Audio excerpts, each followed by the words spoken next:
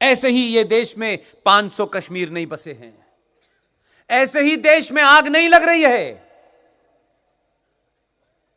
राजा दाहिर सेन के बाद पहला कोई हिंदू प्रधानमंत्री आया है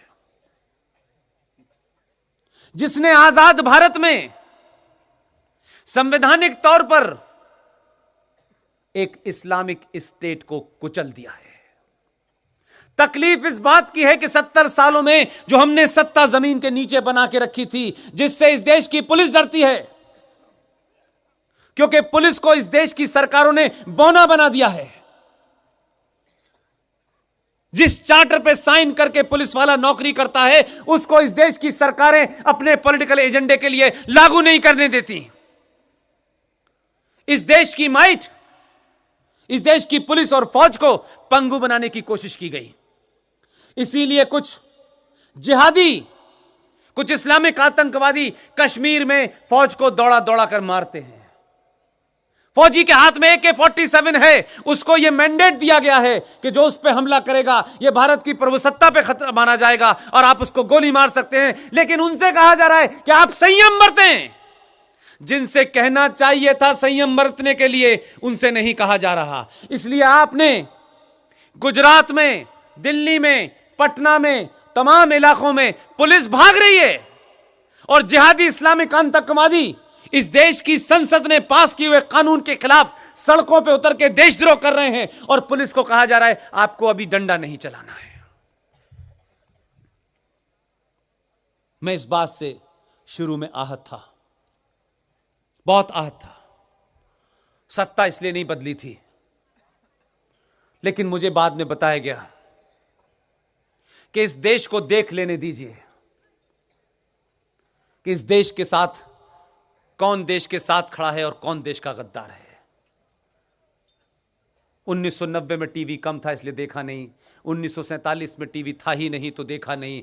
2020 में देश को देखने दो कि कौन गद्दार हैं जो इस देश की पुलिस के ऊपर संसद का पास किया हुआ कानून, जो पूरे संवैधानिक तौर पे बहुमत के साथ पास किया है, उसके लिए देश को आग लगा रहे हैं। जरा एक हफ्ते रुक जाइए।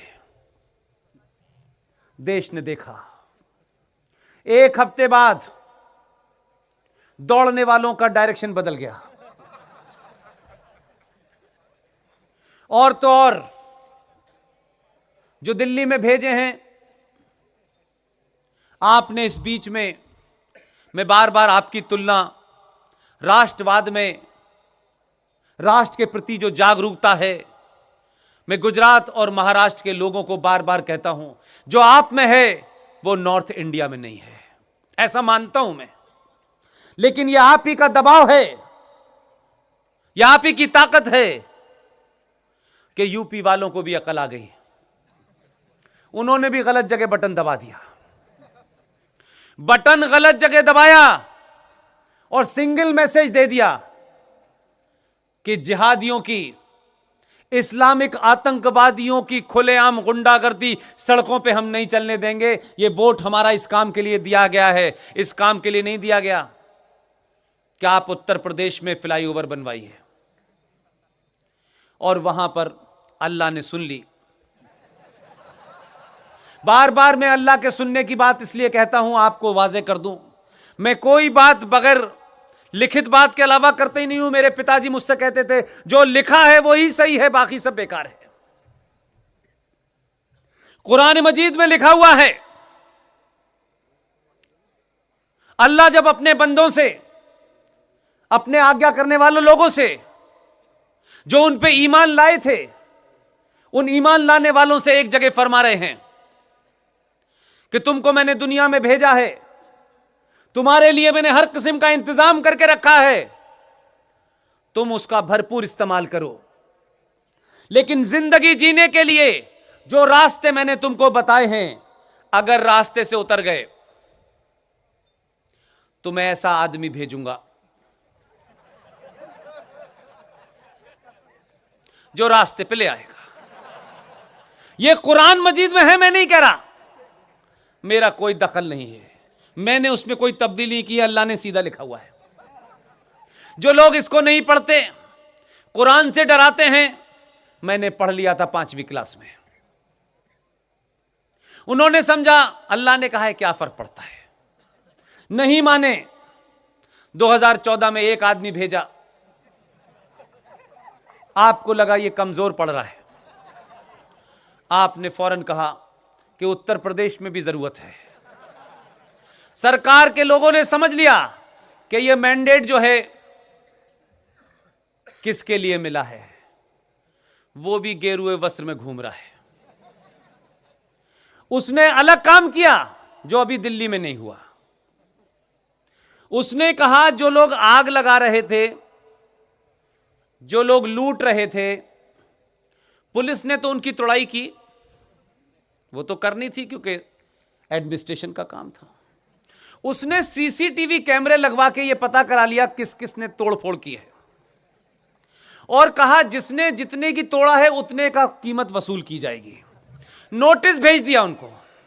अभी नोटिस भेजा है, मस्जिदों में कह रहे हैं या अल्लाह माफ कर, एक बार माफ कर दे। उन्होंने कहा अब नहीं होगी माफ। अब अजानें कम हो रही हैं, नमाज कम पढ़ी जा रही है, योगी योगी हो रहा है मस्जिद में।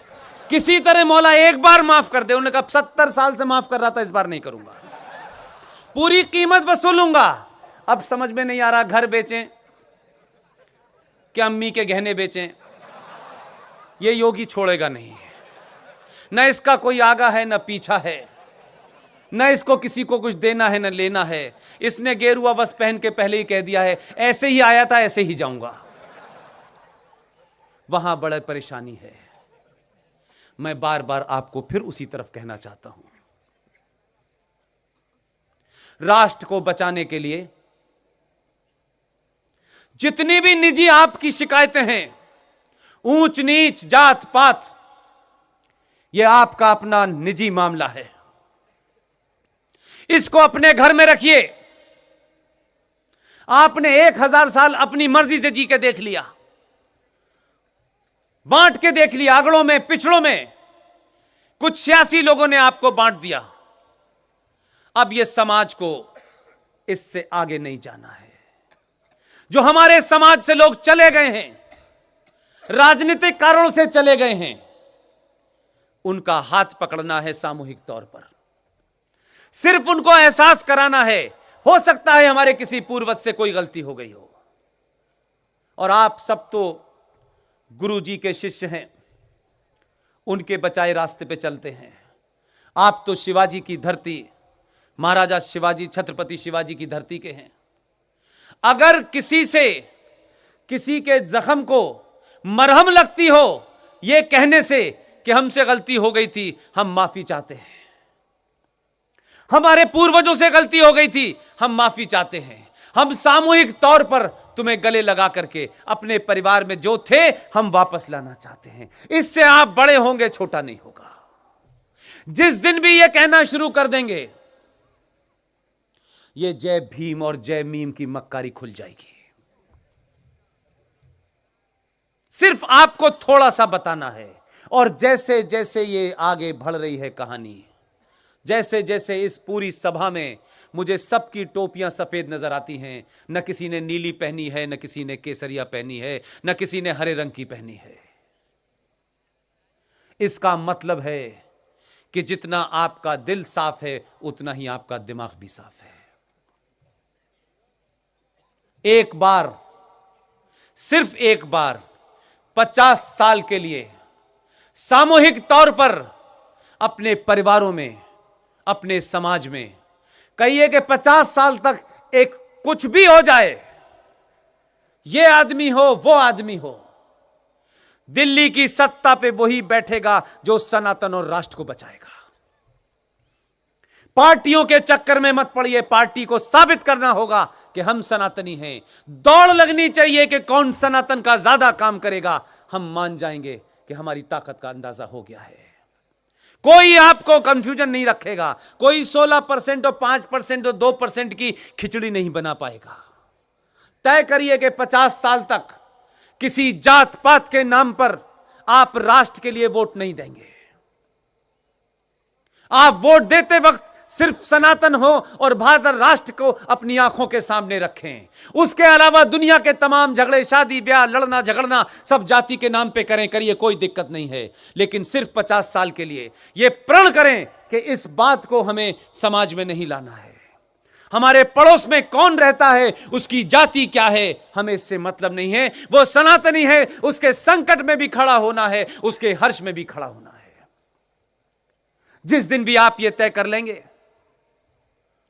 दिल्ली की सत्ता में 2 परिवर्तन हुए हैं। उन परिवर्तन में एक का जिक्र मैंने किया। कुछ लोग कहते थे वोट लेने के लिए जब तक मस्जिद नहीं जाएंगे सरकार नहीं बनेगी। जब आप सनातन हुए, जब आप हिंदू हुए, तो आपने सिर्फ इतना ही कहा। ऐसे हालात पैदा कर दिए कि मां भी कुछ नहीं कह पा रही और बेटा जनेऊ पहनने के सीख रहा है, कैसे पहने।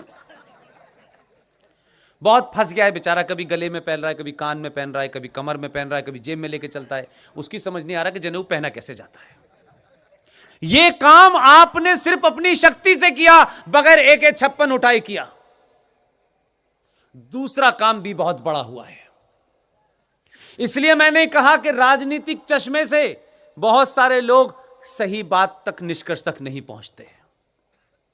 मैं कुछ चीजों को सोशोलॉजिस्ट के एंगल से देखता हूं, समाज में क्या परिवर्तन हो रहा है। दिल्ली में एक बहुत बड़ी मस्जिद है। उस मस्जिद का इमाम विदेश से आया था, बुखारा से, इसलिए उसके नाम के आगे बुखारी लगता है। एकमात्र ऑथेंटिक विदेशी मुसलमान है। बाकी 99-100% इस देश के मुसलमान सनातन से कन्वर्ट हुए हैं। कुछ तलवार के डर से हुए, कुछ लालच में हुए, कुछ जजिया न देने की वजह से हुए। लेकिन ऑथेंटिक विदेशी मुसलमान भारत की धरती पर जो है, वो दिल्ली के अंदर जो जामा मस्जिद है उसका इमाम है। उसका नाम है अहमद बुखारी। मैंने अपने जीवन में वो दृश्य देखे हैं जिनको देखने के बाद मुझे कभी गर्व नहीं, शर्म हुई। लेकिन मैं फाले के उस तरफ बैठा था, सिर्फ देख ही सकता था। मैं अगर आज आपके बीच में खड़ा हूं तो ये घटनाएं सब मेरे जीवन की महत्वपूर्ण हैं कि मैंने नौकरी छोड़ी और आपके बीच में आ गया। मैंने इस देश के प्रधानमंत्रियों को उस जामा मस्जिद की चौखट में पीछे जो कमरा है उसमें मैंने सर को झुकाते हुए देखा है।